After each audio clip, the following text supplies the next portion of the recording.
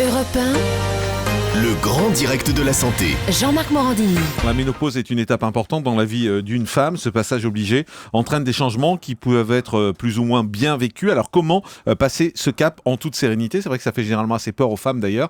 Catherine Solano, vous êtes sexologue. D'abord, la ménopause, médicalement, c'est quoi ? Alors, on dit qu'une femme est ménopausée quand elle n'a pas eu de règles depuis 1 an exactement. Voilà, c'est la définition. À ce moment-là, elle est sûre de plus être fertile.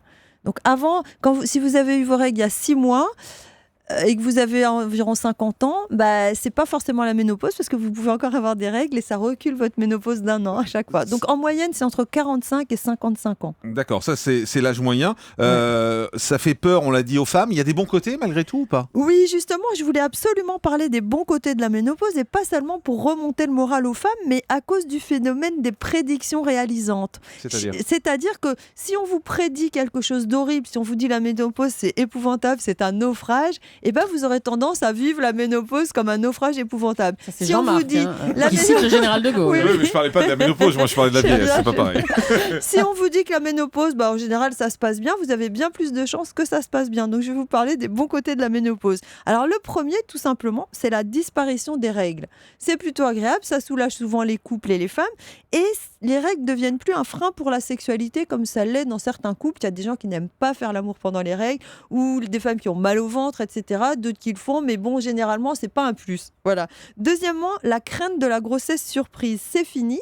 Et alors, beaucoup d'hommes ont l'impression que ça, c'est du passé. La crainte de la grossesse surprise, pas du tout. C'est toujours d'actualité parce que même avec une bonne contraception, il y a des grossesses surprises. Et donc, ça peut être un stress constant dans la vie d'une femme. Mais l'enfant est un bonheur. Oui, heureusement. Oui, mais quand on le veut. Oui, heureusement. La crainte d'une grossesse surprise, j'ai dit, les mycoses vaginales, c'est fini. Après la ménopause, il n'y a plus de mycose vaginale à cause d'un changement de l'acidité du vagin. Et puis surtout, la dernière chose la plus intéressante, c'est qu'il n'y a plus besoin de contraception. C'est un souci aussi pendant toute la vie des femmes depuis la puberté, depuis les premiers rapports sexuels, je dirais, et qui a souvent des effets gênants pour la sexualité, en particulier le stérilet au cuivre qui fait souvent beaucoup saigner les femmes, la pilule qui baisse le désir chez quand même pas mal de femmes. Donc tout ça, c'est fini. Donc c'est une belle période de vie à affronter aussi. Alors il y a malgré tout des mauvais effets de la ménopause sur la sexualité.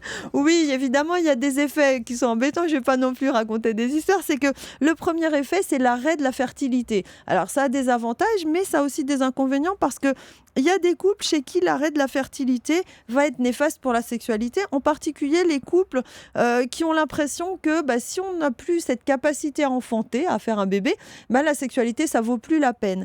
Et je ne parle pas des personnes qui y pensent constamment, mais plutôt d'un effet inconscient. Ça peut se produire alors qu'on ne s'y attendait pas du tout.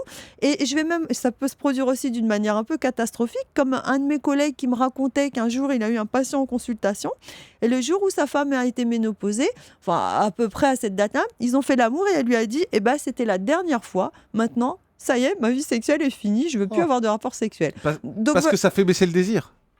Mais parce qu'elle estimait qu'elle avait fait son travail. C'était même pas, et puis qu'elle ne devait pas avoir beaucoup de désir avant aussi, certainement. Alors c'est vrai que ça peut faire baisser le désir, la ménopause. C'est une question qu'on pose souvent. Alors, pourquoi ça peut faire baisser le désir ? Parce qu'après la ménopause, il n'y a plus de cycle comme chez une femme avant la ménopause. Or, pendant le cycle, vous avez une période d'ovulation, si vous ne prenez pas de pilule, je précise, vous avez une période d'ovulation où souvent le désir augmente. Et il y a beaucoup de femmes qui disent, moi, ce qui me manque depuis que je suis ménopausée, c'est ces jours où je me sentais en ébullition au niveau du désir. Maintenant, c'est toujours plus plat, j'ai pas ces pics de désir. Donc ça, c'est embêtant.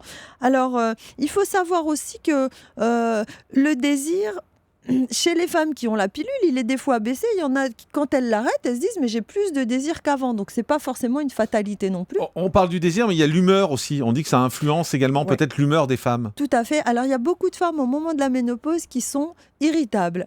Et alors ça peut faire sourire, mais vraiment qui se sentent irritables, voire déprimées. Alors c'est pas mal lié aux hormones parce qu'il y a un temps d'adaptation et c'est aussi pas mal dû aux troubles du sommeil. C'est-à-dire qu'il y a beaucoup de femmes qui, une fois qu'elles sont ménopausées, au moment de la ménopause, elles ont des bouffées de chaleur, des sueurs nocturnes, mais aussi des insomnies. Et ça peut, forcément, si vous êtes déprimé, que vous dormez mal, ça va beaucoup jouer sur le désir sexuel aussi. Alors, je voudrais qu'on se passe du côté des hommes maintenant. Quels conseils vous donneriez à un homme dont la femme est ménopausée pour l'aider à mieux passer le cap ? Alors, le premier conseil, c'est de lui dire qu'elle est belle et que vous la désirez. Parce que quand ça, c'est tout le temps. Voilà, c'est tout le temps, mais encore plus à ce moment-là, parce que quand vous avez 50 ans, bon, vous avez quand même les yeux en face des trous en général, vous dites je suis quand même moins bien que quand j'avais 20 ou 30 ans. Mais donc, ça, c'est plus lié à l'âge qu'à la ménopause. Oui, mais les deux arrivent en même temps. Hein, voilà. Donc, du coup, c'est très important parce qu'une femme, si elle a peur de ne pas plaire, si elle ne se sent pas désirable, elle n'a pas d'envie. Et donc, il faut vraiment lui dire que vous avez du désir. Et puis, il faut savoir aussi que le désir de l'autre, c'est le meilleur de tous les aphrodisiaques. Quand vous vous sentez désiré, vous avez envie. Donc, il faut lui montrer votre désir et le fait qu'elle vous plaît. La deuxième chose, c'est qu'il faut prendre du temps de les faire monter son excitation par des longs préliminaires. Plus de temps qu'avant. C'était vrai avant, mais encore plus après. C'est-à-dire qu'il faut prendre plus de temps après la ménopause qu'avant. Voilà, il faut en prendre plus parce que d'un côté, ça tombe pas mal parce qu'un homme qui a plus de 50 ans aussi a besoin de plus de préliminaires. Donc, c'est pas forcément gênant. Ça tombe bien. Ça tombe bien. C'est pas un Ça dépend cliché. les mecs. Un témoignage, Jean-Michel Cohen? Non, ça va.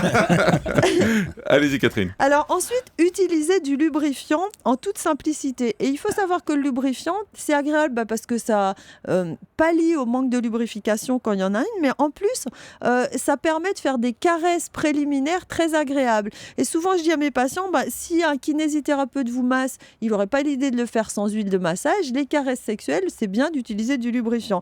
Et puis, ce qui est très important, c'est de faire l'amour régulièrement. Parce que la pratique entretient le fonctionnement des organes, de l'érection, de la lubrification, de l'élasticité du vagin, etc.